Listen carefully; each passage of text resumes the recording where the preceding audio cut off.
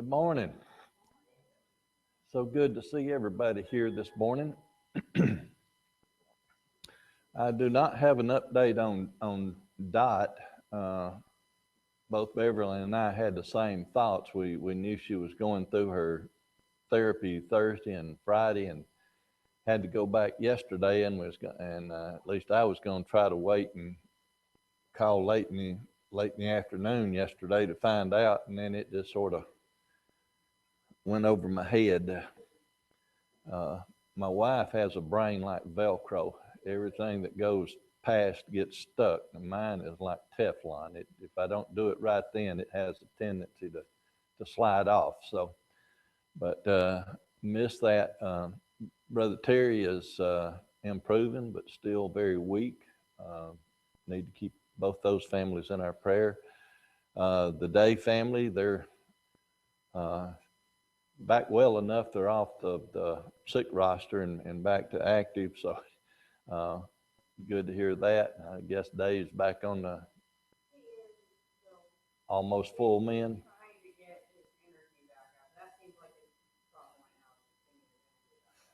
Yeah, you can understand the fight he had there with that infection. So um, Jason still mending, still sore, still hurting. If you was here the other day, he's got bursitis on top of everything else, so they can't give him any anti-inflammatory medicines for the bursitis until they is had his 6 week checkup and cleared on the back surgery. So uh, he's just gonna have to hurt for a while, but we need to keep them in our prayers. Ladies' Day is coming up the 11th, but before that, next Friday is our singing here. So make sure you check the board and sign up for whatever you can do there. And then uh, I guess Wednesday night we'll bring some chairs and things up to make it a little bit easier if we have an overflow crowd. Is there anything that we have missed on the? Yes, ma'am. Your dad. Uh, he was diagnosed with prostate cancer, and they're going to be discussing over the next few weeks or so the method of treatment, if any. It's fortunately, if there's anything good about cancer, fortunately with prostate, it is slow growing most of the time, and his is one of those that they caught early and it's slow growing. So uh, similar to me, I'd been seeing the same doctor so long, and he looked at some numbers, and even though they were not outside the parameters, they were in, but he had seen where it was creeping up, and so they caught it really early and took care of that. So, anyone else? Oh, yes, Charles is sitting outside because his pack won't keep a charge long enough, so he's out there with a plug so he can breathe. And Rick, oh, and Kevin Moody, yes, the Moody's. I think that just about gets it then. Brother Joel, would you lead us in a prayer then before we begin our study?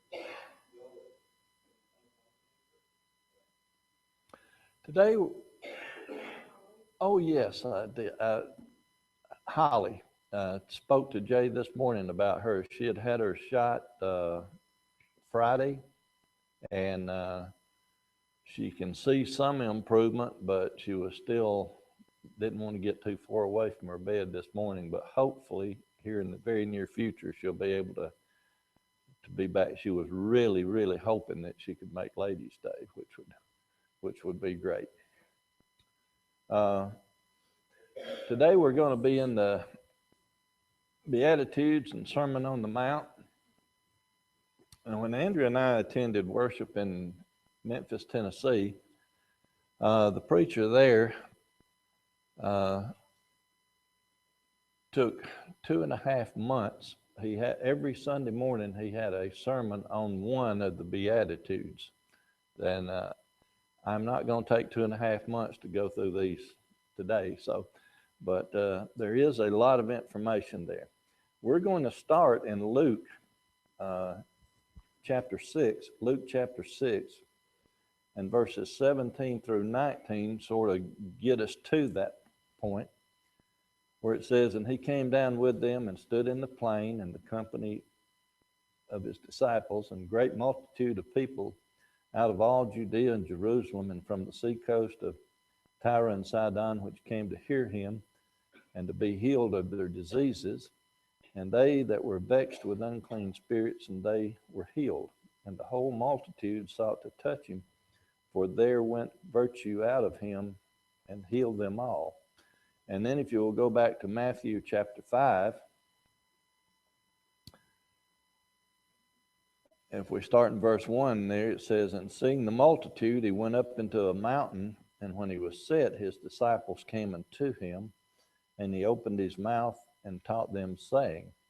Now, odds are, the reason I read it that way is because here all these people are coming from all over to see, hear, be healed of him, and they're sort of pressing in around him, so you really can't talk to a group that way. So he goes up on a mountain. Now, it's probably not a high mountain, but just a more or less a hill or something like that to sort of get back so he can project and talk to all of them. Before we start speaking, what I want to do is go down to verse 20 of this chapter. It says, "For I say unto you that except your righteousness shall exceed the righteousness of the scribes and the Pharisees, ye shall in no case enter into the kingdom of heaven." The reason I wanted to read that verse right now is, personally, I think for us to understand what is being said here, we have to know the setting. We have to know the time frame. So he's talking to all these people everywhere, and during the first century, when he is making this speech, what was the cultural circumstance? What were the Pharisees? He said you had to be more righteous than the scribes and the Pharisees. Why is that so? What were they like? Who were the Pharisees? What was their teaching?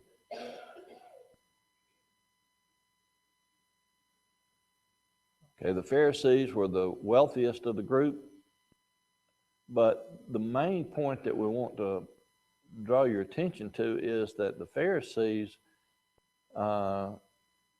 recall the verse where it says, "Don't be like the Pharisee, don't stand on the street corner and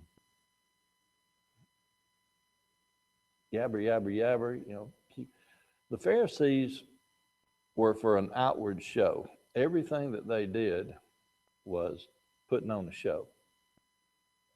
If they went through the motions and did everything by the book externally, then everything internally was good.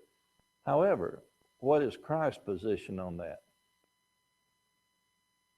It all comes back to the heart. It's what you are inside. So if we look at it in that setting, that the Pharisees and everything was strictly for outward show, and that here he's trying to tell them that we need to do things spiritually and get together in heart and spirit instead of just going through the motions, I think that helps us understand a little bit better. Because when we look at the very first one, "Blessed are the poor in spirit, for theirs is the kingdom of heaven." There are some commentaries who want to say that spirit should have been left out of this verse, that it should have just been the poor, because he goes around talking about taking care of the poor all the time. But since what I had just said was that he was trying to draw a contrast between what the Pharisees did and what he's trying to tell them about spiritual, I believe that is a fitting word. And I sort of look at it this way. When I was growing up, we were poor, no doubt about it. If we hadn't grown our own food, picked cotton in the cotton fields, we wouldn't have made it. But we never lost heart. We always had the family. We were always, even though we worked every day to survive, we were in a good place. We had each other. Then on the flip side, if you look at some of the photographs you see during the Dust Bowl and Great Depression and the soup lines, when you look at the faces of the people in the soup lines, what did you see? Despair. They had lost hope. Were they not poor in spirit? So here he's telling the people that even though you are poor in spirit, blessed means you can be happy because the kingdom of heaven can be yours. How close are they, no matter how poor in spirit they are or how down we are, how close to the kingdom are we? If we're doing what we're supposed to be doing, we're just a heartbeat away, aren't we? As long as we live here, we can go through this suffering, but as soon as we die, all that suffering is gone and we can be blessed because we now have a eternal home where everything's good. I think that's the message that he was trying to put forth there. Questions, comments?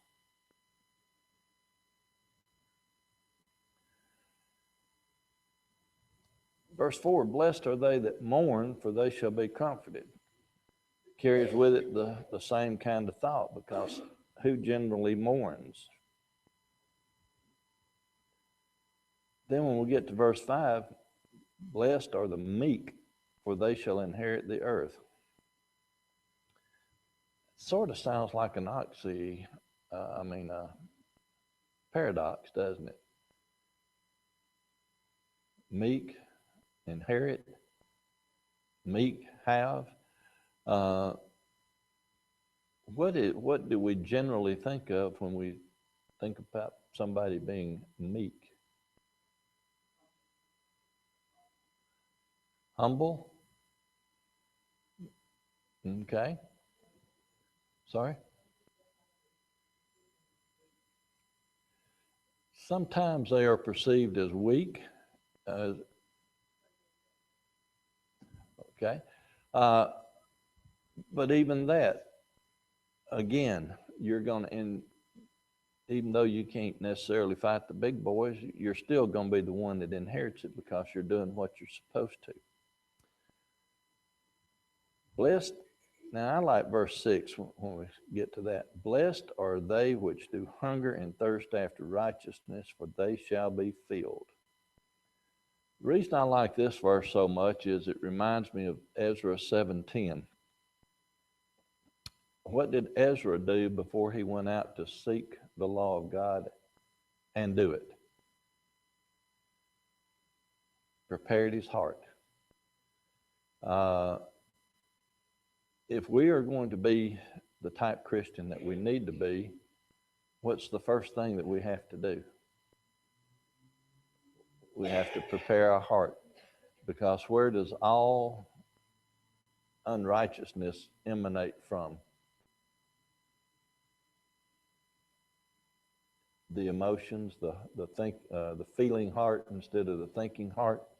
So if we prepare our heart, and if we're hungry after, and I also look at it this way. The other day, as many of you know, I watch gymnastics and I love fast pitch softball and things of that nature. They was interviewing one of the girls, and I forget which team she was on now, but her comment was that the coach had always pushed her to do more. And he said his reasoning was that you can't stay in one place. If you don't constantly strive to do better, you're going to start backing up. And I look at that the same way. And I've used the example before of your mind, how it's like a sponge. You're going to absorb something, and as long as you're absorbing, it's like a sponge in water. If you're studying and learning, you're growing. And as soon as it is set over here out of the line of knowledge or the water, what happens to the sponge? Uh, if you're not, and they have done study after study and found out that in retirement homes or nursing homes or things of that nature, the more that they can keep the people mentally active, the better off they are. So to me, that's what that's all about, is that we just need to get focused on what we need to do and stay after it. Questions or comments? Jump in at any time. Blessed are the merciful, for they shall obtain mercy. Blessed are the pure in heart, for they shall see God. Will anyone that's not pure in heart see God?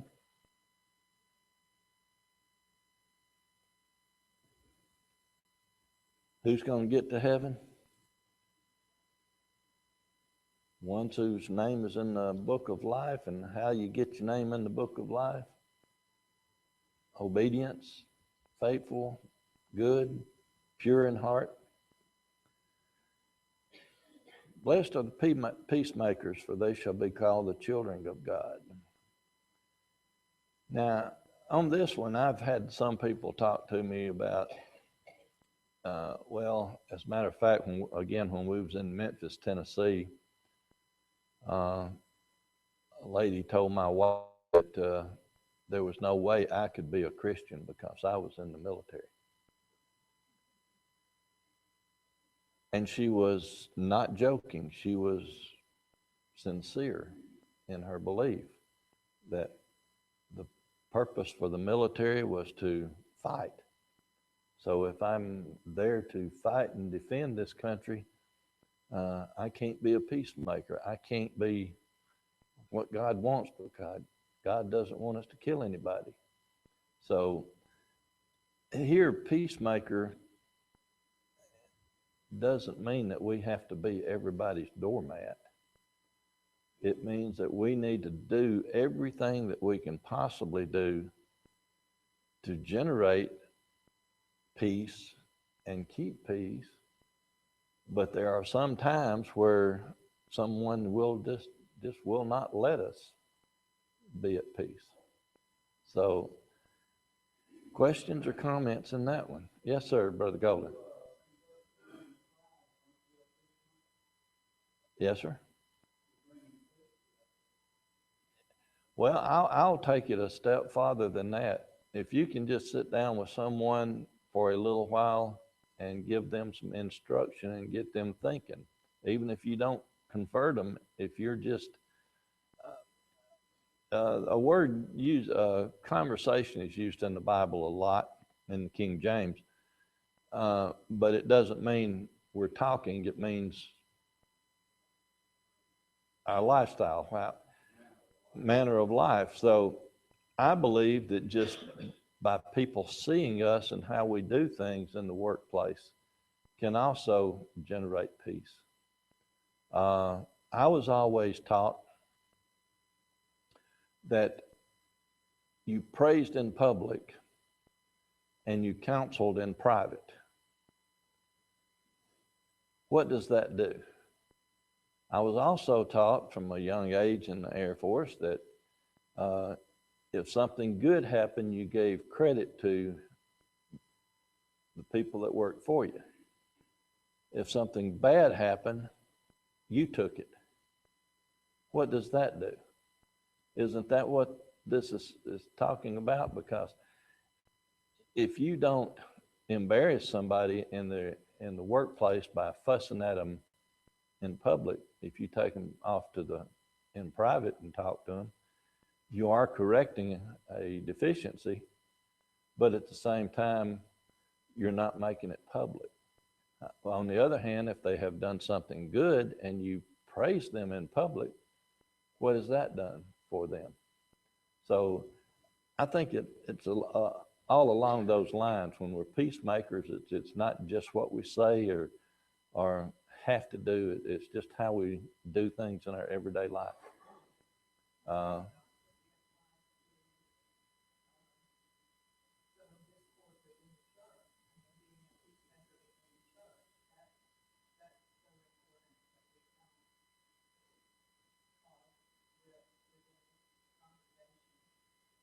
yeah, there's a whole section in there about gossip and backbiting and all that we need to pay heed to. I can't remember the exact circumstance, but even at home, Andrea can correct me if I get any of my facts wrong, but at a pretty young age, one of our kids, don't even remember which one it was, used a word that we don't use, and Andrea corrected them on it, and their response was, "Well, I was mad." And I'm just telling facts now. I'm not trying to brag on myself, just telling facts. But Andrea said, has your dad ever been mad? Uh-huh. Did he ever use words like that? No. Did he get his point across? Yes. So even in the workplace, if you don't lower yourself to that level, how you communicate with people and all can also build them up instead of tear them down. Make peace. Anything else?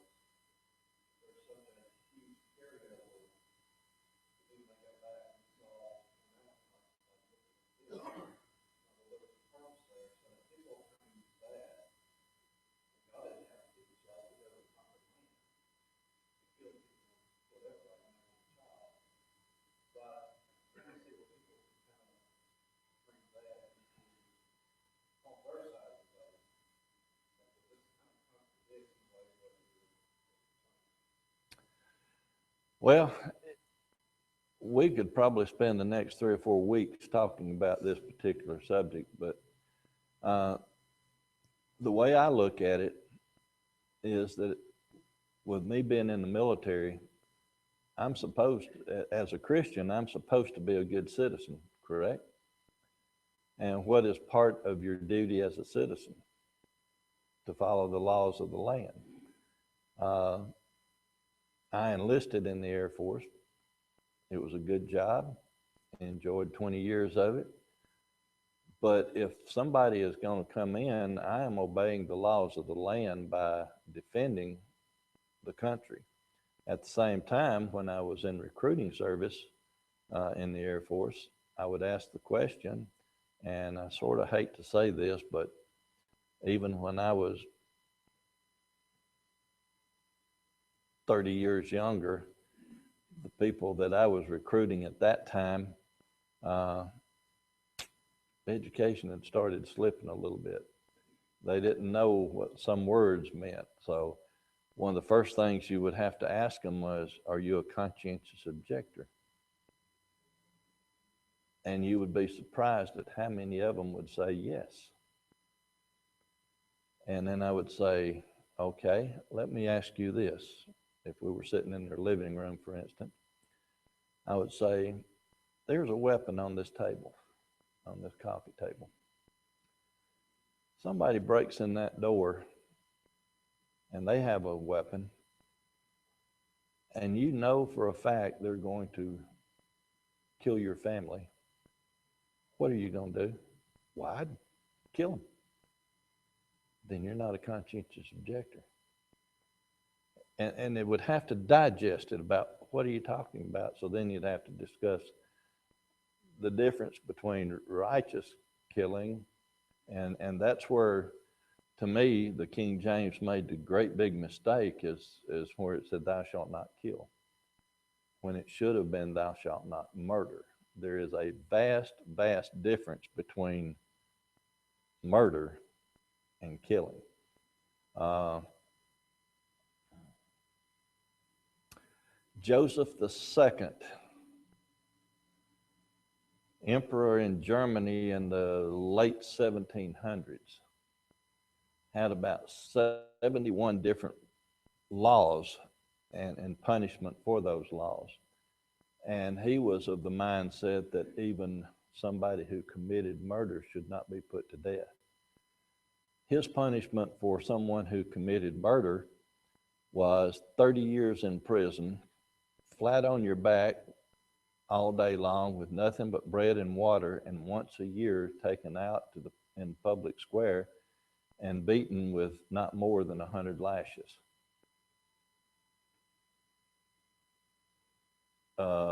Today, what would the people call that? Cruel and inhumane. But he wouldn't kill them. So, uh, like I say, we could spend a lot more time on this subject, but if y'all don't have questions or comments, we can move along. I believe there's such thing as righteous killing.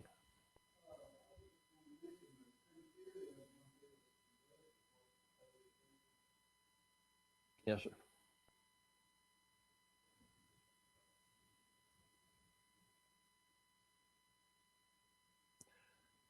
10, blessed are they which are persecuted for righteous sake, for theirs is the kingdom of heaven. Remember the verse that says that we're to, uh, those that persevere until the end will be rewarded.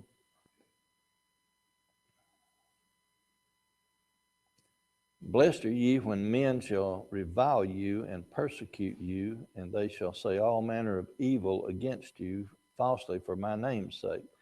Here takes in a couple of different things. Blessed are they which are persecuted. That would be a physical persecution, physically hurt. The next verse, revile and persecute, is verbal persecution. How can one be verbally persecuted? Slander, false accusations, and all of that, right? Verse 12 then says, rejoice and be exceedingly glad, the great reward is yours in heaven, for so persecuted they the prophets which were before you. Okay, that takes care of the Beatitudes, and now we get into the similitudes. What's a similitude?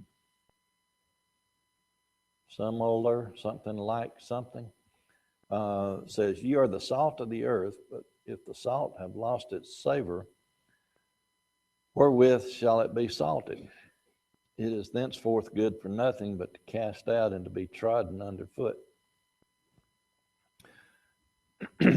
Some of the salt in that region, if it was exposed to light and temperature, would, on the outside, it would lose its value.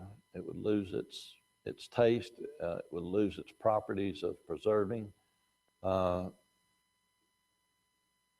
inside, once you got past that, it would still be good.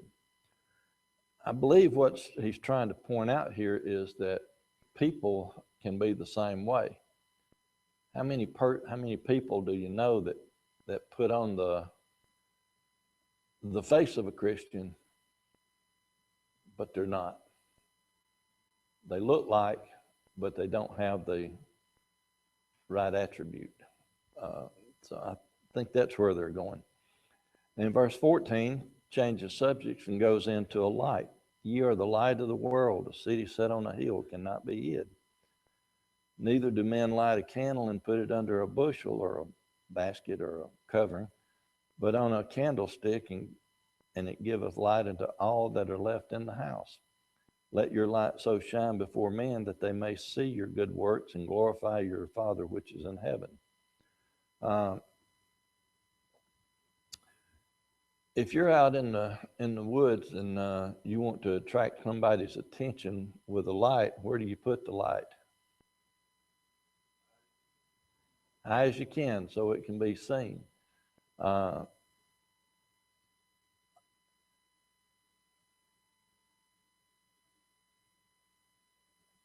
Well, I'm going to do it anyway. I watched this crazy show on TV that Andrea can't stand. It's called Mountain Monsters. And one reason that she, well, never mind why she don't like it. I find it somewhat entertaining, but at the same time, there is absolutely no way that I would go hunting or out in the woods with any of them. When they're out there hunting, they're screaming and hollering at each other and shouting and shining lights and all this other stuff. Well, I learned a long time ago, if you want to see something in the dark, you don't have a light. It takes you about 2 hours for your eyes to acclimate from light to dark. So when you're in the dark, the first time you turn a light on, now you're night blind for another period of time. Just like weapons training. If you're shooting weapons at night, there's things of that nature. So when I'm out at night, there's no lights. I can see every light for miles if there's nothing blocking that path. And I think that's the image here, that if you put the light out there to be seen, anybody looking for it's gonna find it. And even if they're not looking for it, they can still see it if they hadn't got a light themselves. Questions, comments? Brother Doug, you give a little grin at that, and you're in agreement with me, right?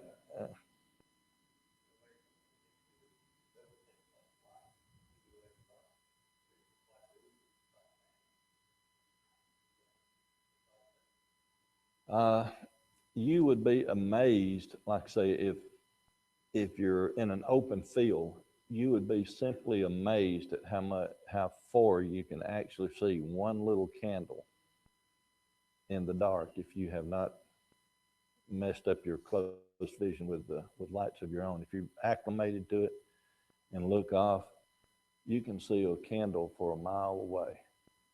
Now, you don't believe that, but if you don't, go out and try it.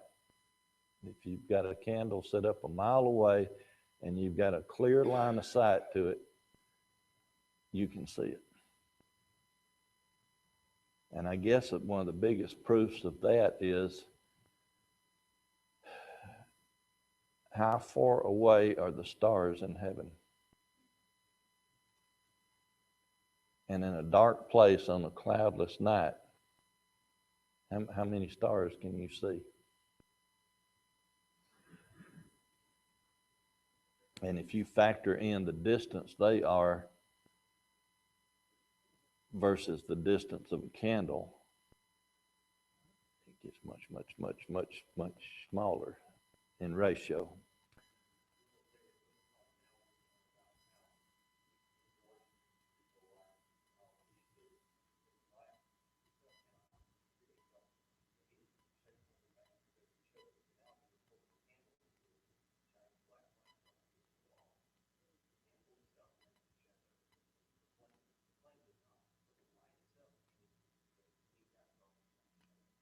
Correct.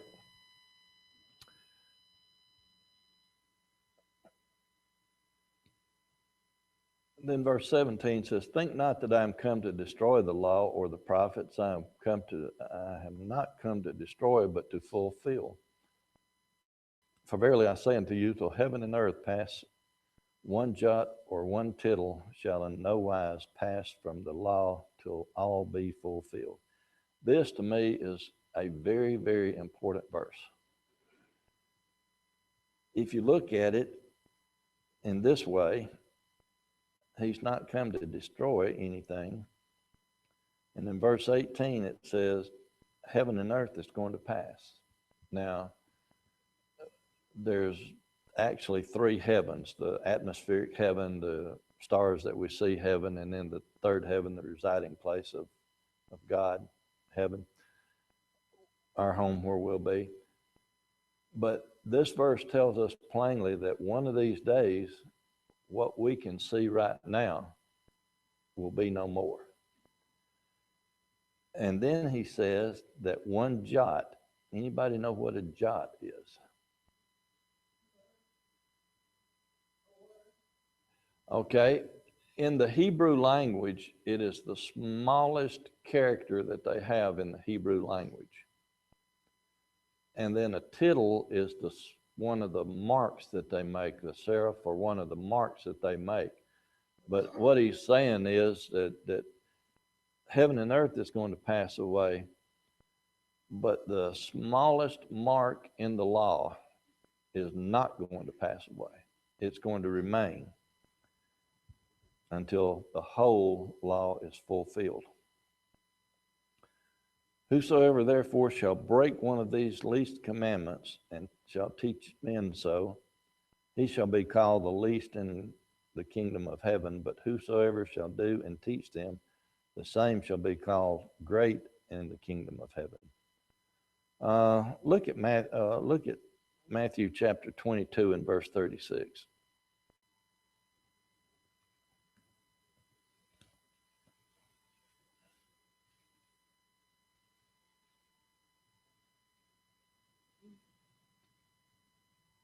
What does that verse say?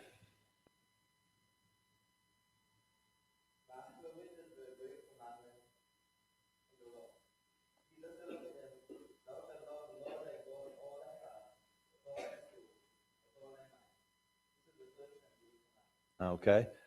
Could we not apply that to this verse here? Whosoever shall do and teach them, the same shall be called great in the kingdom of heaven. What are we to teach people? The gospel.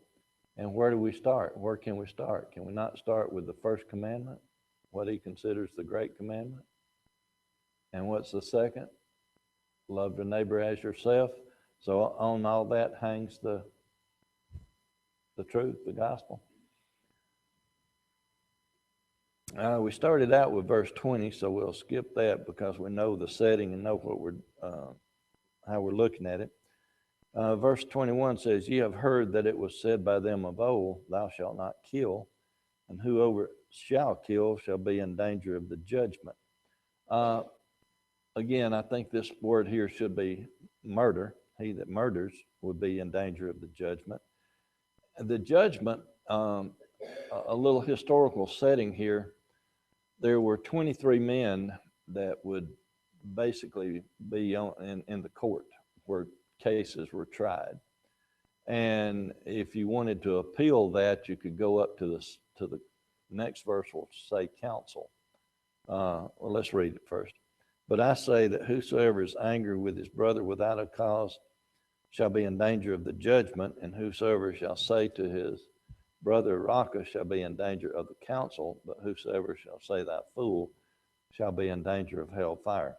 So there's three things that are listed there.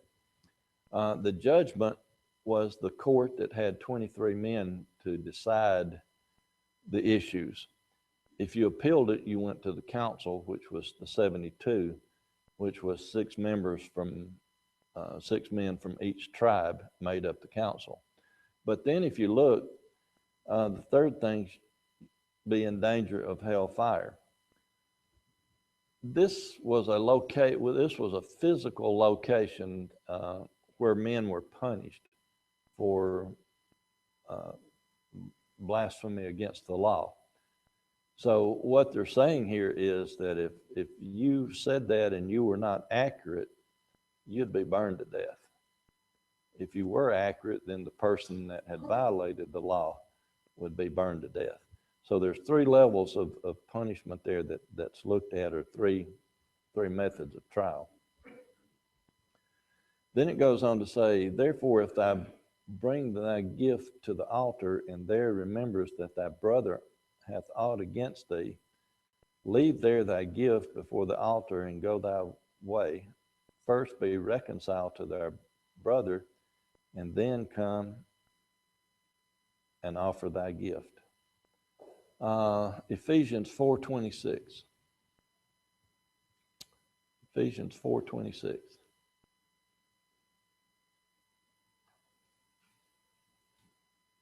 This is one we need to commit to memory.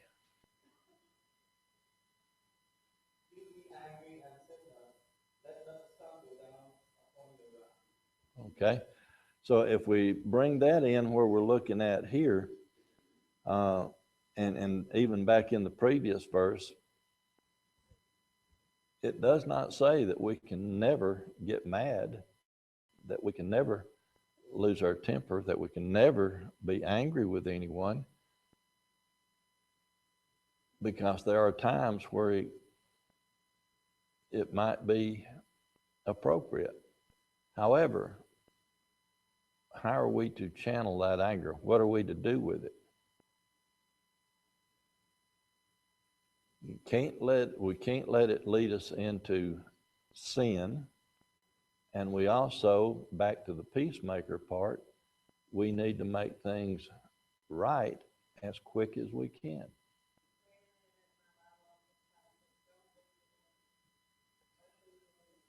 Lose your temper, don't lose your religion. That would be a good way to phrase it. Is there ever a time when you can't make peace with somebody, even though you tried?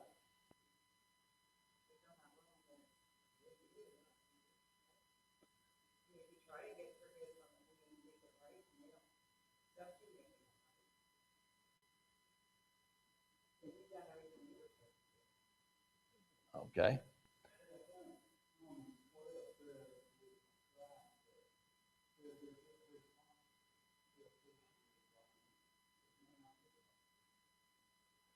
I can do my best to make amends with it. Well, since Robert spoke up, I'll just use him. I could get mad at Robert because he didn't bring me my medication when he said he would. He's a busy fella, and he has words cannot express how much gratitude I have for him, because we live so close that when a prescription is called in, he will drop it off in our mailbox or our door. So one day I'm not in a good mood and I get mad at Robert because he didn't deliver my drugs on time. Robert comes to me and says, "Oh, I'm sorry, I just got busy and forgot." Well, I don't want to hear it, but I'm really sorry. Robert, go away. I don't want to hear it. Is Robert okay? He did all he could. Am I okay? No. So if you've done everything you can and you hold absolutely no animosity toward anyone, you're okay. Now, if Robert had said, "Well, that's the way he's going to be, tough," then we're both wrong. We can both be wrong, or we can both be right by accepting everything. Just do everything you can to make peace, which leads into the next section there. It says, "Agree with thine adversary quickly while thou art in the way with him, lest at any time the adversary deliver thee to the judge, and the judge deliver thee to the officer, and thou be cast into prison. Verily I say unto thee, thou shalt by no means come out thence till thou hast paid the uttermost farthing," meaning the last little bit. It is amazing to me how lucrative the law profession is because of frivolous lawsuits. This day and age, somebody can look at somebody cross-eyed and they'll want to take them to court instead of settling the matters outside of court. Now, there are times when it is necessary to get lawyers involved, but for the most part, if people would just try to get along with each other and be equitable with each other, I hate the word fair. if they were equitable with each other in their treatment, there wouldn't be nigh as many lawsuits as they are. And this verse here just tells us, make peace as quick as you can. If you don't, it's going to lead to something else. Thank y'all so much for your attention, your comments. We'll pick up here Wednesday night at verse 26.